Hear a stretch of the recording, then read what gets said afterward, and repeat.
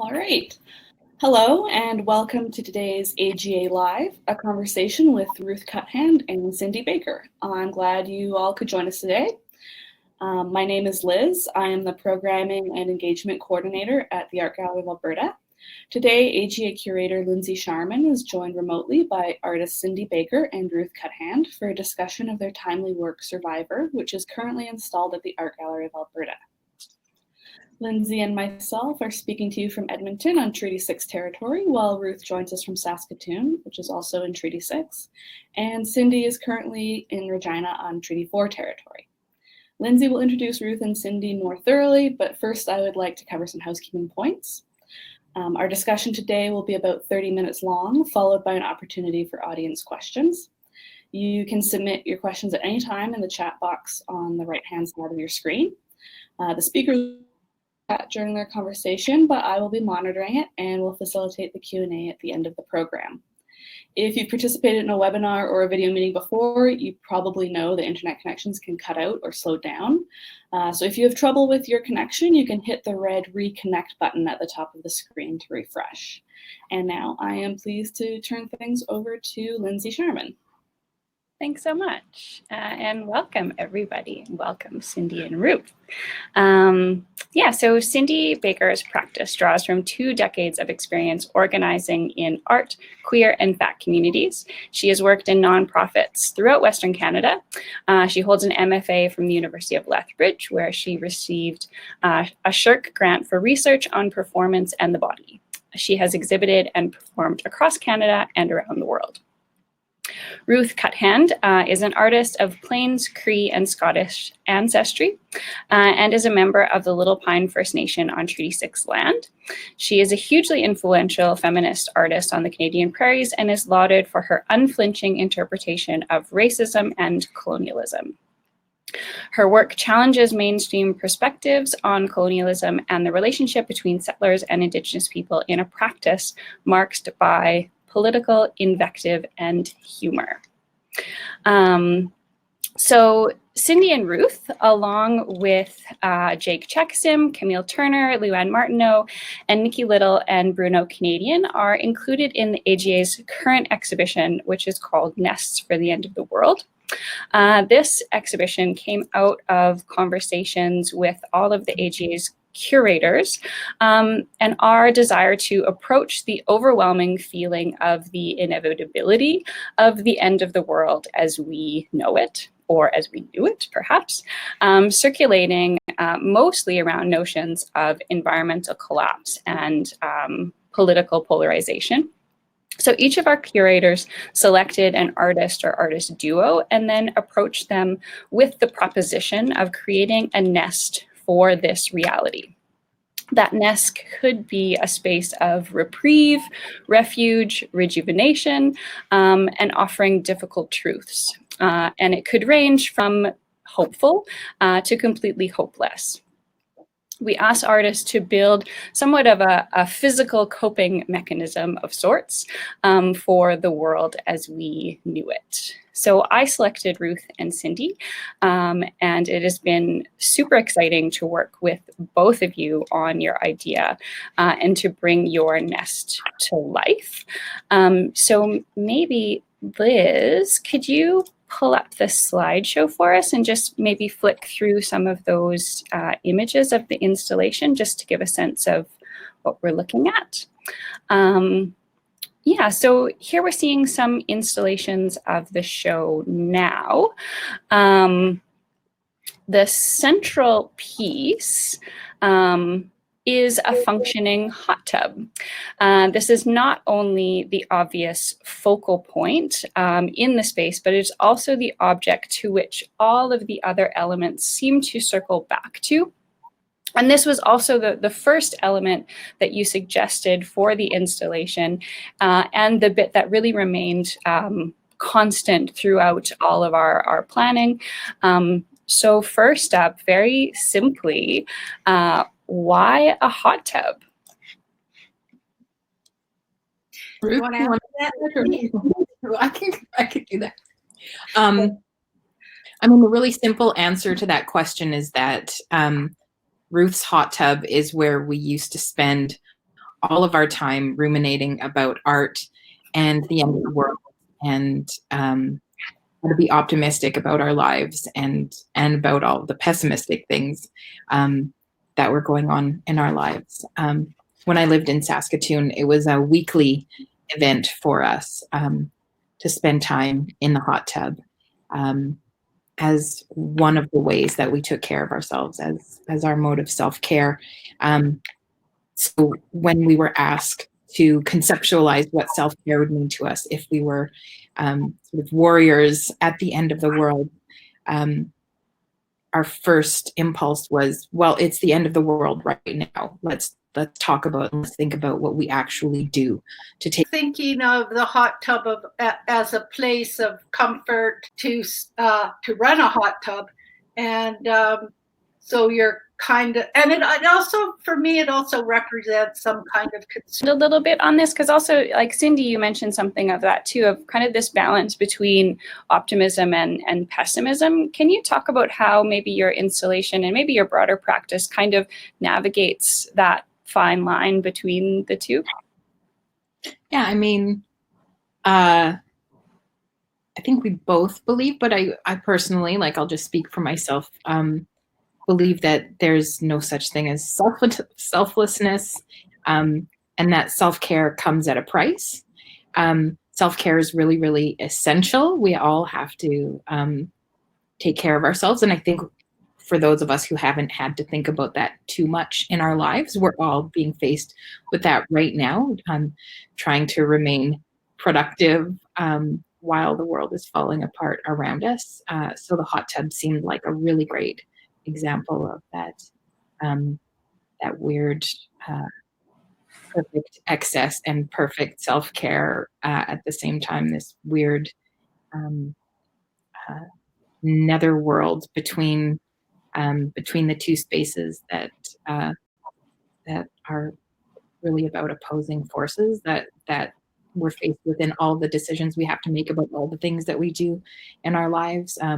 Are we car owners? Are we landowners? Are we people that are environmental activists? How can we be all of these things at the same time? And I believe that the political system would have us spinning in circles and worrying about these things, and not sort of taking the time to look outside of ourselves and say, wait a minute, we're part of a larger machine that we can't stop on our own, and that we have to look outwards from, and sort of all band together to fight against, or maybe in my case at least, that we can't fight against it, that we've started many decades ago, this machine that we actually can't stop, whether we're doing our part and not using straws and recycling and being eco warriors, all of those things. I think the system is happy to have us spinning our wheels, thinking about and working on those things, and not realizing that that we can't stop the larger machine. Mm-hmm. So I'm just gonna try to pull up this image again. Sorry, trying to navigate all of these windows, and I want to share an image with you for my next question.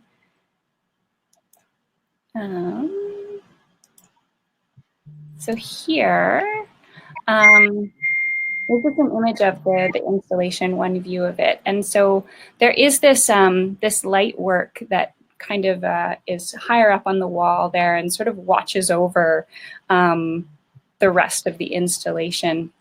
And I think that the story behind this piece, for me, it's kind of the first kernel of the ideas that you brought together for this installation. So I'm just wondering if you could share the story behind that light piece up there. That long, thin light piece is actually, it shows images of anthrax at the micro level. And it's about the melting of the permafrost in the Arctic regions of the world, and how as the permafrost melts, there's all kinds of things that are coming up from the ground, and one of them is anthrax. And there's a reindeer herd was wiped out from anthrax. And so for us, there's a big worry that our caribou herds are going to die off from anthrax. And then as the permafrost melts, there's all kinds of old diseases that are going to come up from the ground.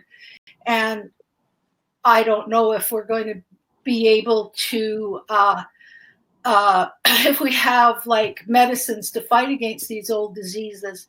It's kind of like the situation that we're in now with the pandemic. Is like there's forecasts that we'll have waves and waves of pandemics in the future. Yeah, one of the things that I like was it really interesting to me, Ruth, when you were sort of describing this story of the anthrax and these viruses that are locked up under the ice, and you said that one of the things that you want this entire installation is to look at not only the things that we do know, which is the anthrax, but also all the things that we don't know. And I think it was your words to say, like, what gets us in the end, it's not going to be anthrax, but it's going to be something we've never seen before, and we're completely, blindsided by, which I think I had never considered before that, but we're definitely seeing that play out now. I wonder if you could both talk a little bit about your broader interest in viruses and in health that go beyond this installation. Well, I when Cindy and I were working on these nests, I imagined that the world, we would end in like a ecological collapse.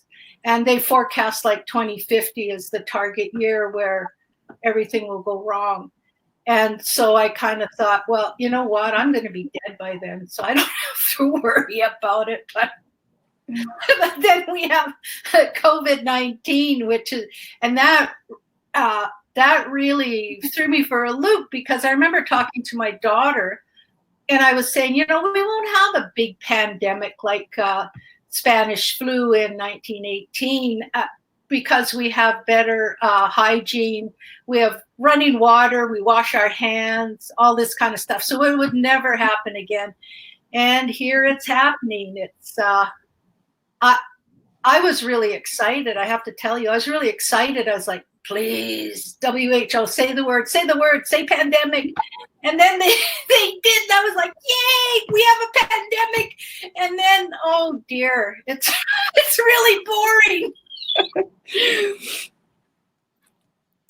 My own interest in disease, I mean, I've worked a lot with themes of the body and disability, and came to that through really personal sort of reasons, but have thought a lot about productivity and what it means to be a productive and a non-productive person as an artist, and what it means to resist neoliberal imperatives. And so that's sort of how I came to think about disease and about what it means to be a person with disease in the world, and what a disease actually means, and how diseases can be productive and non-productive, etc. And it's really Ruth's interest in specific like viruses and bacteria, that kind of thing. And that's where we really came together. I've been working with Ruth on the creation of some of her disease-related projects for a few years. Ruth and I generally work about disease and bodies. Just was really natural for us. Slowing down happening. Not for everybody, of course. For a lot of people, it's a lot busier. But there is, kind of like possibly this mass slowing down, and a focus on, people close to you, those in your immediate family, those in your household, and maybe a more authentic manifestation of self-care. So I wonder if you could share a little bit on your thoughts around self-care, what specifically you wanted to examine with your installation, and maybe how have your ideas of self-care changed? Ruth, do you want to start or do you want me to? I can start. I can do it. Okay, go ahead. Okay, so I've always thought that self-care is kind of a red herring. That self-care is a neoliberal imperative for us to be productive and to take care of our own needs. Self-care implies that we need to take care of those things that are wrong with us, or that that our needs need to be fulfilled by ourselves, and that if we are not productive, then it's like we have to tinker with ourselves to make sure that we are productive. And I'm hoping that what's going on in the world right now is a realization that not only is productivity sort of a flawed concept, but therefore so is self-care, that sometimes we can't engage in self-care, and that's a form of existing and surviving and like taking care of ourselves. Like self-care can be a bunch of different things, but I think how we've defined what self-care is counterproductive. Yeah, I raised a severely disabled daughter, and so for me, there really wasn't a lot of time for self-care.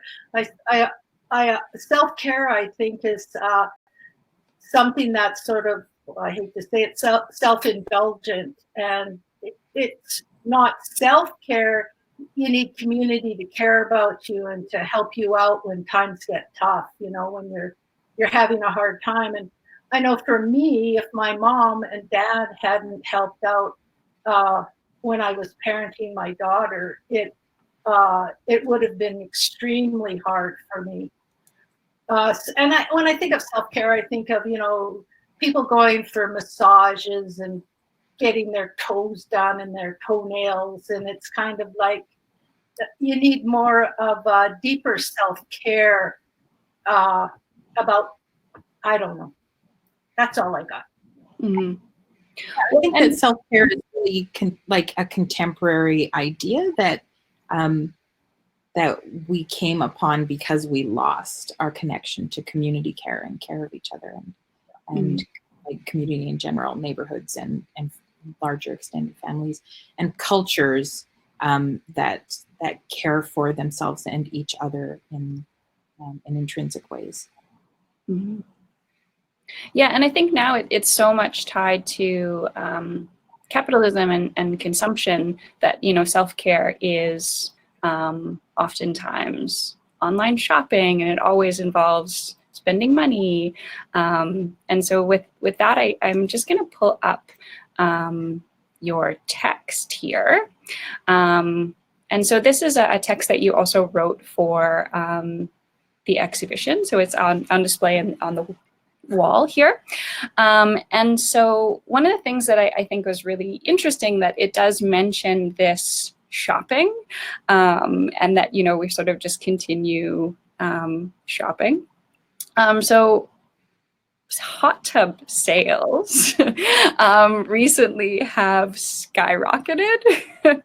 And so the company that we are renting our hot tub from for your installation, for instance, has said that, they're busier than ever and are having trouble keeping up with the demand of people purchasing new hot tubs and renting tubs. And so I'm just wondering your thoughts on that.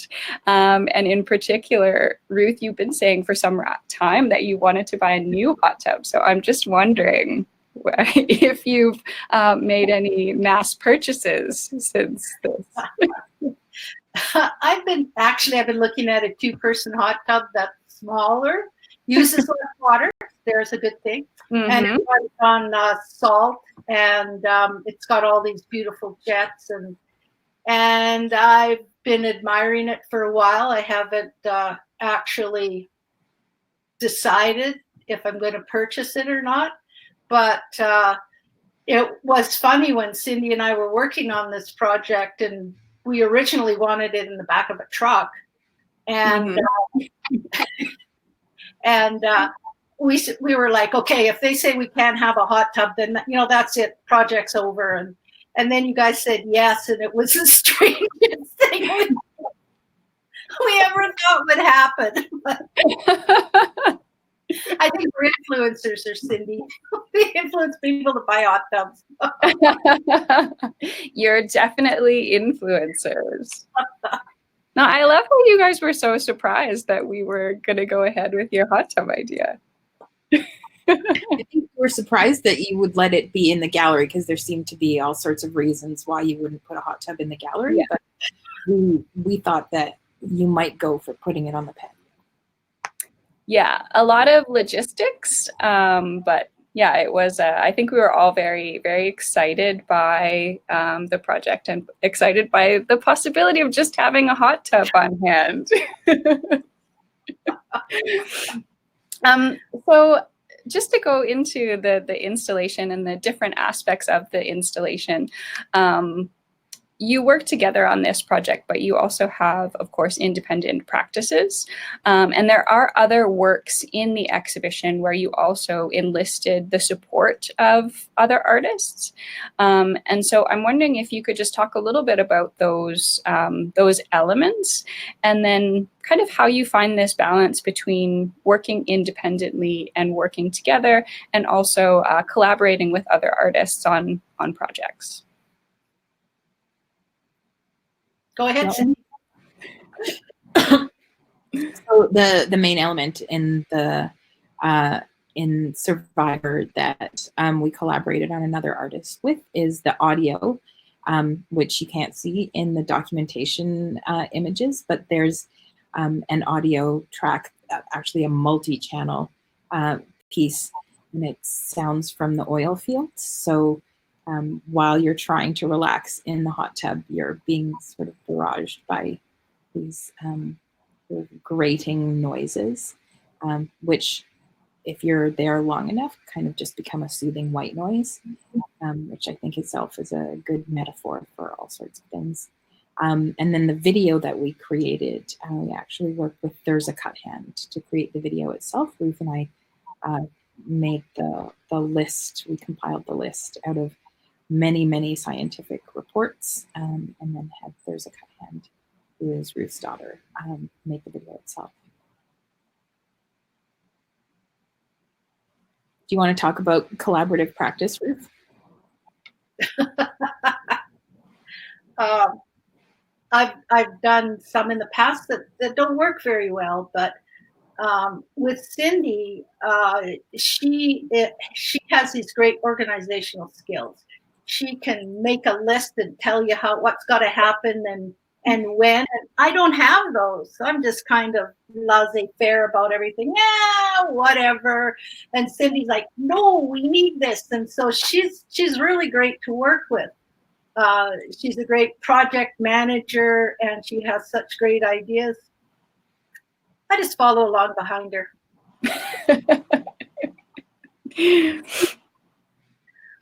I think in my own collaborative practice, I mean, I do less collaboration because I find it can be difficult. So working with Ruth is really great because we come to our ideas very collaboratively. We come to our ideas very naturally as, I think, egalitarian pair.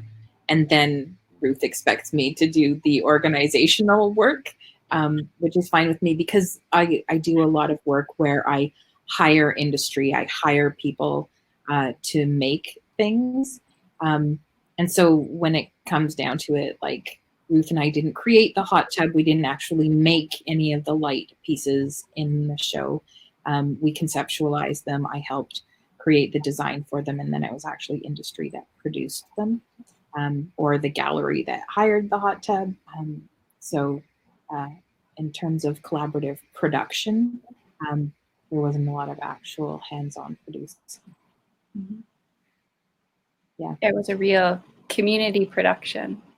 community and industry, which is something that like it's important to us to engage all of that, like in terms of the theme of the end of the world and talking about who's complicit in all of this, like engaging industry to create art that's wasteful in its own way, having the gallery itself be extremely complicit and like, oh yeah, we're really excited, let's bring this hot tub in. Like, yeah, we're all a part of this process. We're all excited about the work and excited about talking about self-care, and extremely wasteful, right? In all of the different ways.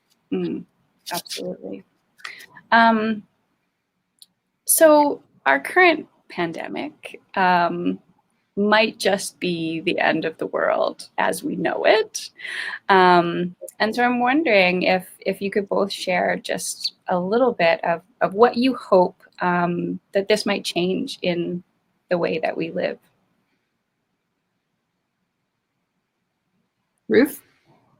Oh, sure. Well, I have like, I guess I'm an optimist. I've got high hopes that we're going to come out with a guaranteed annual income. We're going to increase health services. We're just going to start caring about each other more. We're going to lean towards socialism a lot. It's going to, they say when we come out of this, there's going to be great changes. And I sincerely hope so. I hope it's better for humans. I have high hopes, but I'm extremely pessimistic. I think that in general, I'm a pretty optimistic person, but I see people saying all these things about the end of capitalism and the end of the world as we know it, and how things will absolutely have to change. And I really, really believe that we're on the path to business as usual, right? And that when we get back, when things open up again, that there'll be people whose lives are absolutely devastated, whose livelihoods have been destroyed, people who have are surrounded by death of important people in their lives, and that the machine will keep churning away, and that very little will change other than the destruction that will have been wrought in some people's lives. I really think that we're a part of a machine that's truly unstoppable, and the only thing that will stop it is a catastrophe, is a apocalypse, an apocalypse of some sort. And I don't think that this is that apocalypse that will bring things to its knees yet.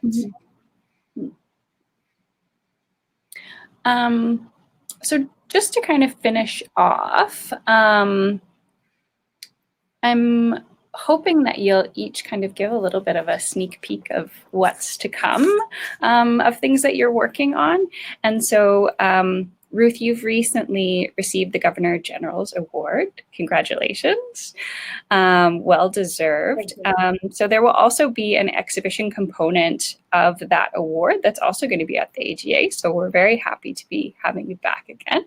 I wonder if you could give us just a bit of an idea or a teaser of what we might expect to see from you in that upcoming show.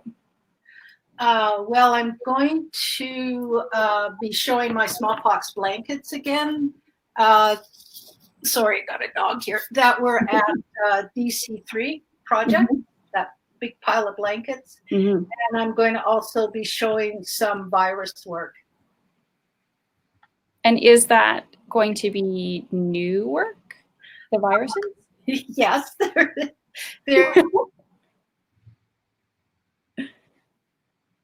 really hard on getting requests from all over the place. I'm doing 4 of the big circles, and then I'm doing masks, and they will be available through art placement in Saskatoon. Check it out. And Cindy, you've been selected for the Biennial of Contemporary Art that this year is co-hosted by the AGA and Remai Modern in Saskatoon. So your work will be at Remai this fall. And so would you share a little bit about what you're planning for that show? Yeah, I've decided in a very self-indulgent way to spend a decade working on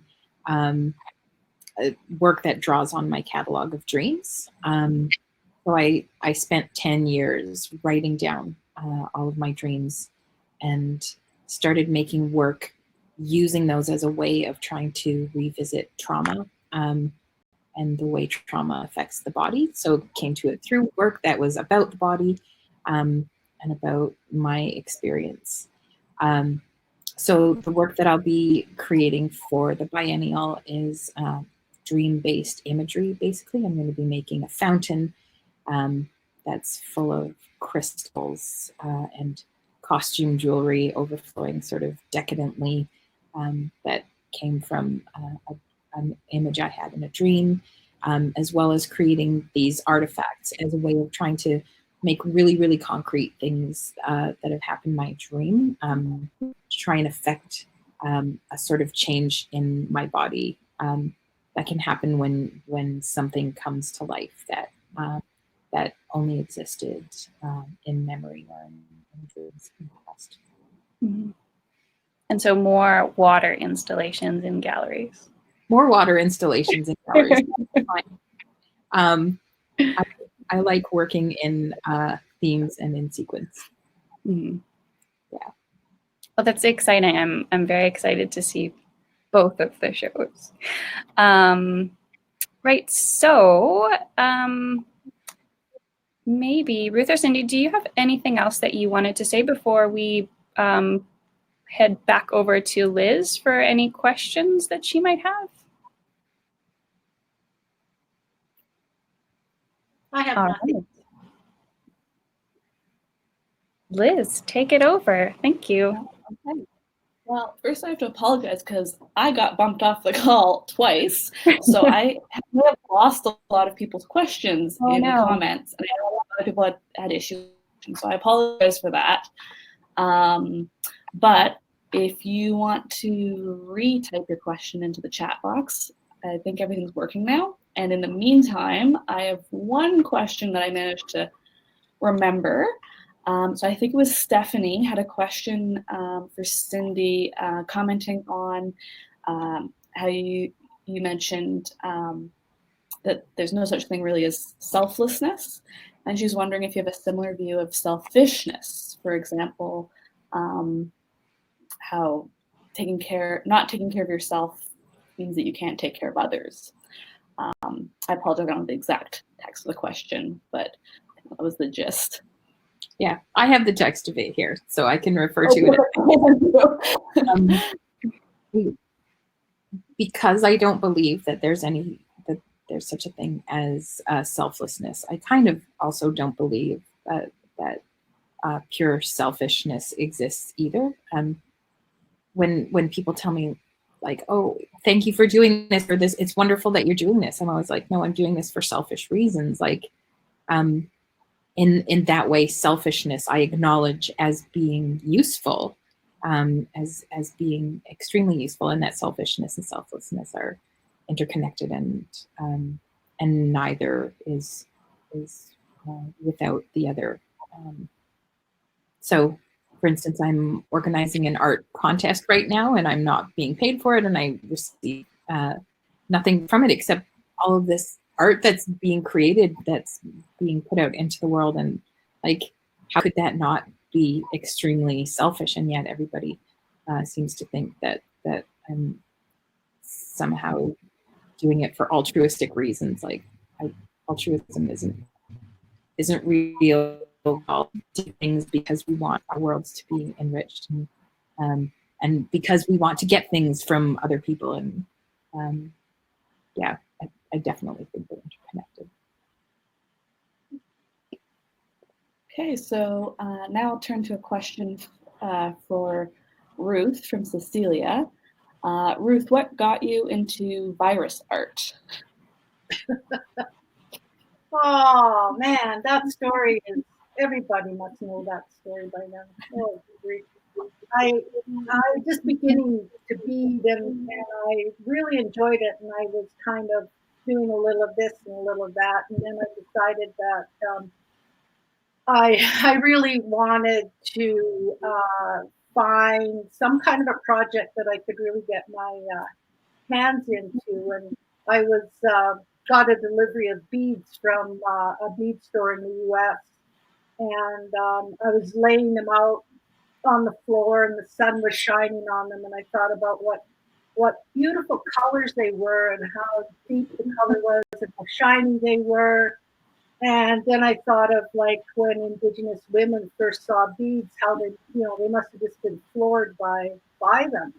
And then I started thinking about trade, and I started thinking about, you know, good things like iron pots and knives and stuff like that. And then I thought of the downside, which was, guns and viruses, well, germs.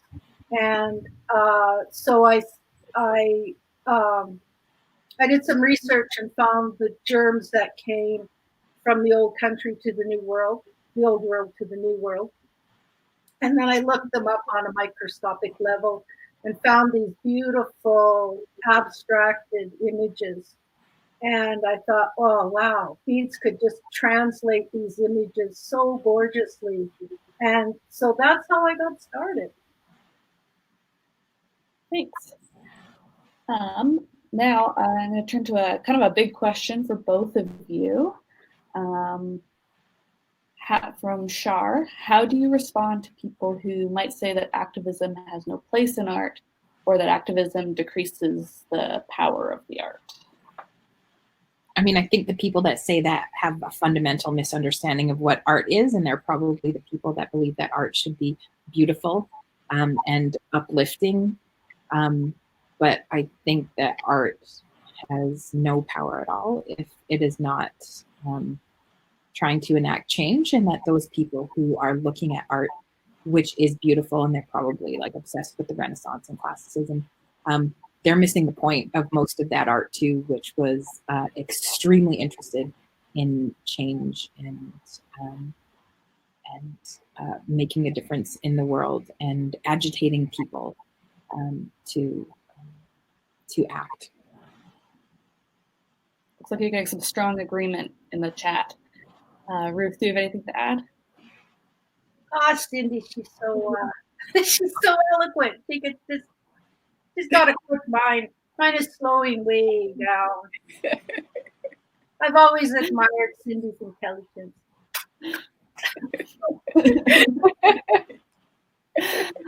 Okay, another question that's specifically about the hot tub piece. So it's interesting that people in the hot tub are being watched and seen. They also become part of the show, the piece itself. Can you comment a bit on how their bodies relate to the end of the world? Or how their bodies sort of complete the piece or relate to the piece? Yeah, I mean, I have an answer for everything. I'm waiting for Ruth's slow mind to catch up.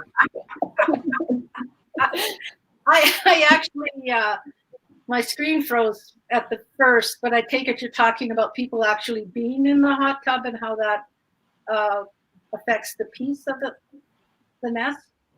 Yeah, mm-hmm. Yeah. I really loved it.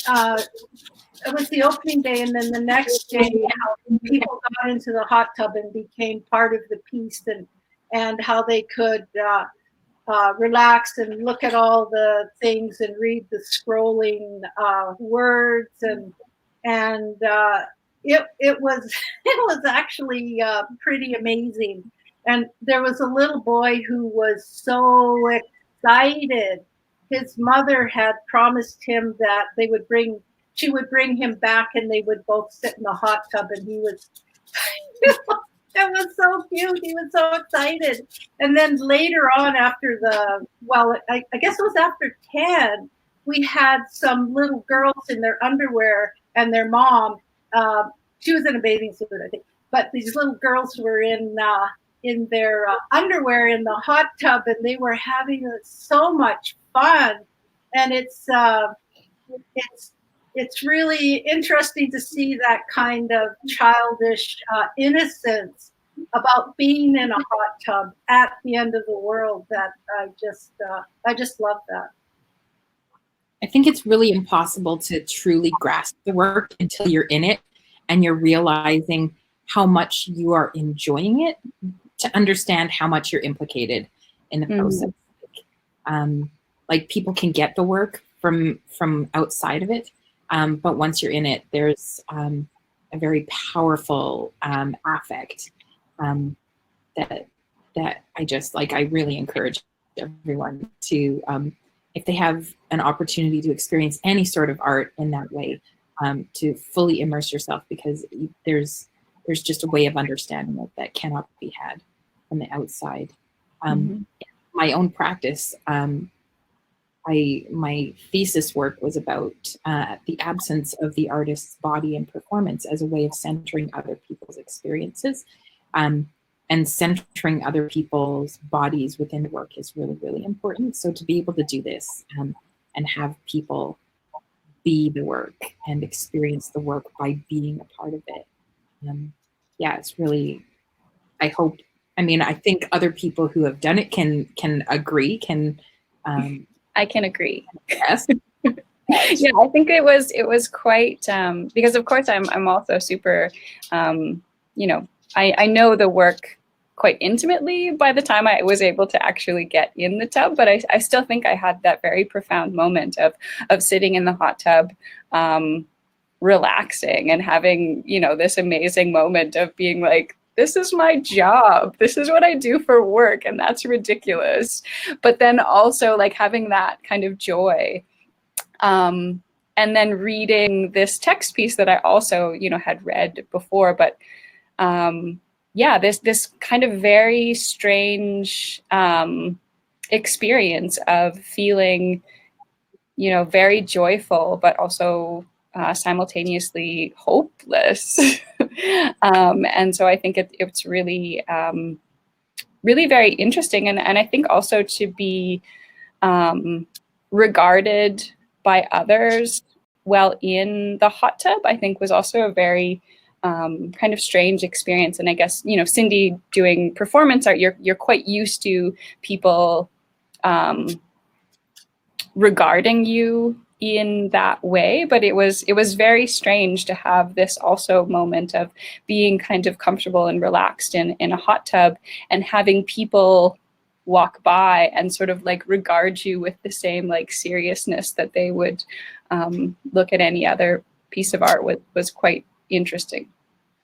Yeah, I think it's a really good example of, you know, for those people who criticize art that involves activism, to say this art is in part about bringing joy to people, right? Like, and it's absolutely undeniable that people enjoyed it and received a measure of sort of extreme joy and extreme feelings from it, in the way that people might suggest that you should get from art, that it should evoke joy and sorrow and all of these things, and actually do that in a piece that's not about like painterly realism and facility with a brush.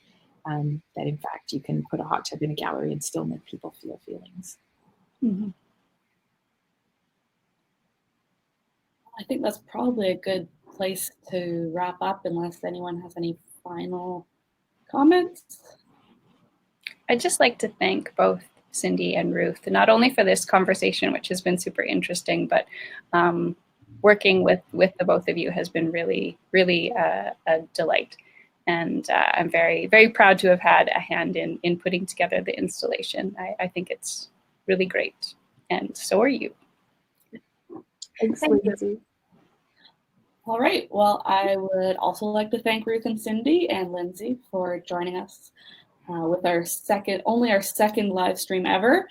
And also I'd like to thank everyone who tuned in and bore with us through some connection issues. As I mentioned in the chat, the recording of this should be going up, I think, on our YouTube channel in a couple of days. I don't know the exact timing on that, but it should be up soon. So check out our website and our social media. And I think we touched on all the main questions, the main themes of the questions asked anyway. But if you have any other questions, you can contact us at marketing@youraga.ca, and we'll see if we can get an answer for you. So that's it. So thanks, and have a great afternoon, everyone. Thank you, Liz.